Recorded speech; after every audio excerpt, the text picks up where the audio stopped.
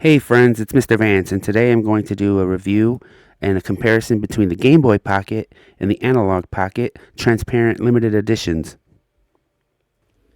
So I'm going to compare the cartridges with some of the ROMs that I have downloaded on my Analog Pocket, and then I'm going to compare and show the differences between loading up the cartridges.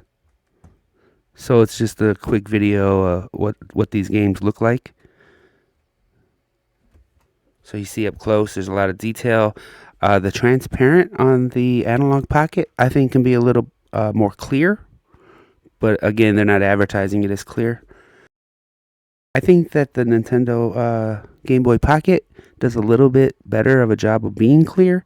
And this thing's really old, so it's starting to yellow.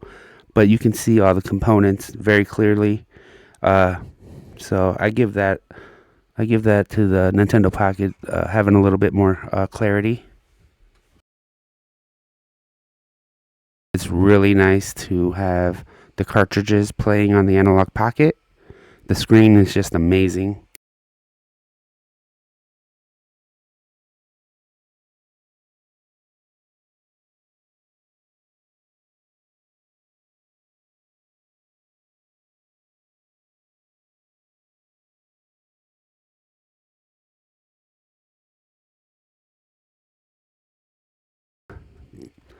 That design is just really awesome from Nintendo and the Analog Pocket.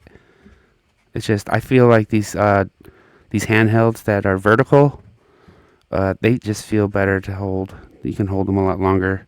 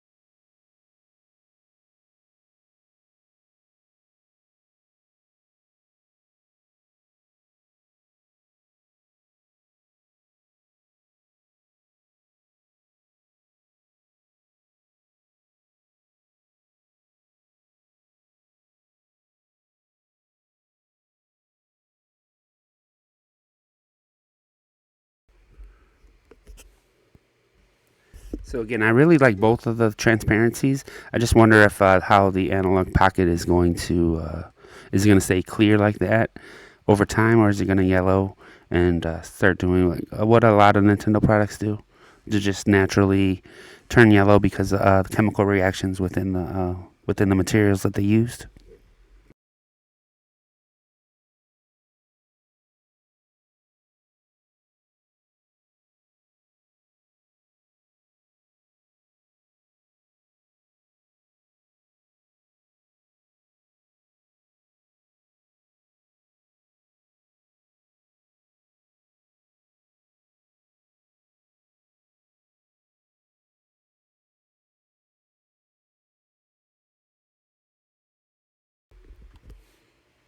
And here, I was actually surprised that the cartridge didn't load up. It was producing an error. And that just surprised me that, even these cartridges after 30 years, 25 years.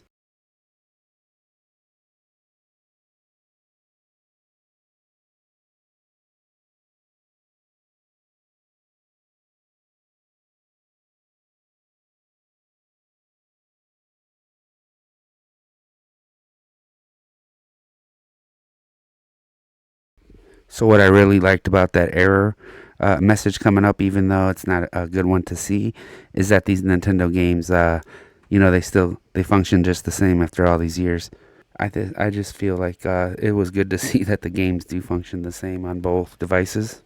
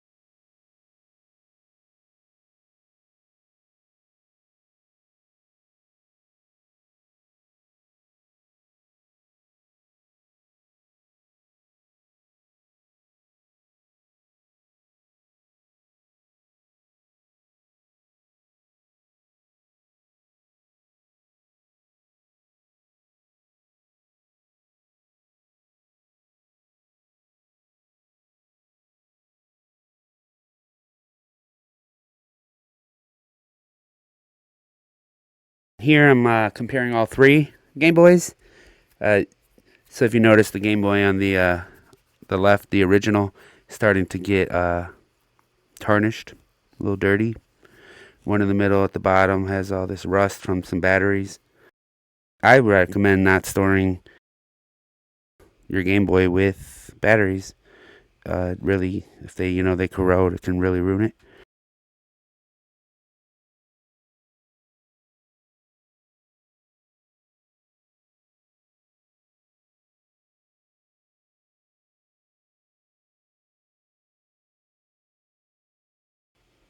But yeah, all three look like they're really fun to play. It just depends on what year you were living in, and the further you go back, the more amazing that these devices are. So I really recommend trying to get your hands on some of these.